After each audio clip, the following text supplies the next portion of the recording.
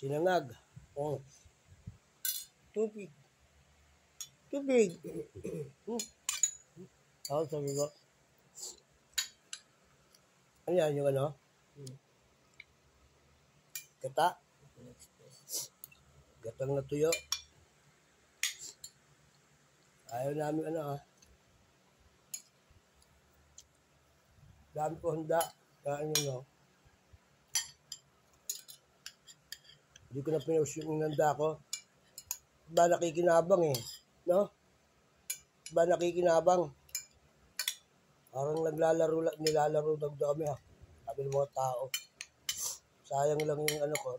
Magtitiwala ako. Okay lang yun sana. Hindi kami bayaran, okay lang yun.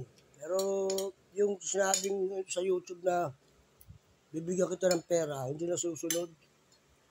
Ako, hindi naman ako tanga eh. Talaga naman may nagsabi nun eh. Yung profile ko na yan, yun nga, yung Saldi Jing Boga, TV vlogger. Nalagyan ko lang yung 86 at yahoo.com. Pwede naman, alam naman hanapin daw yun eh. Siyempre nga naman eh, nakapakinabangan daw yung na ginagawa ko eh. Wala naman akong trabaho. Kunti lang naman ang kinikita ko doon sa pag-repair ko ng tao. Pag-bili ko lang gamot. Tinutulong ko rin naman yung kinikita ko. Pagkain, yan. Nakapuntanting mawala. Mga inggit lang yung mga tao nung hindi ka mabigyan ng katotohanan. Yan. Pero nakain namin mag-asawa. Bahag lang ng bilyan. Pero hindi ako susuko dyan kung sino man ang nag-aano. Okay lang yun kung kumita sila dyan. Umakyan.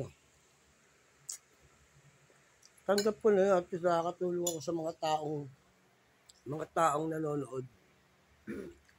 Tanggap na namin mag-asawa yun. Pero mayroon kumukuha ng mga ano ko, mga content ko.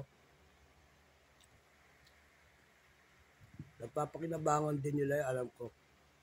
At natutulong ko na rin sa inyo yan. Kasi wala nga lang ako dito ginagawa sa bahay. Dito lang kami mag-asawa.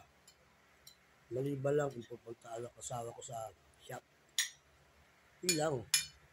Pag naman ganito pagkain, tulong ko na rin sa mga taong ano yan. Okay? Pagka medyo naman nakaluwag-luwag kayo, abutan nyo naman ako.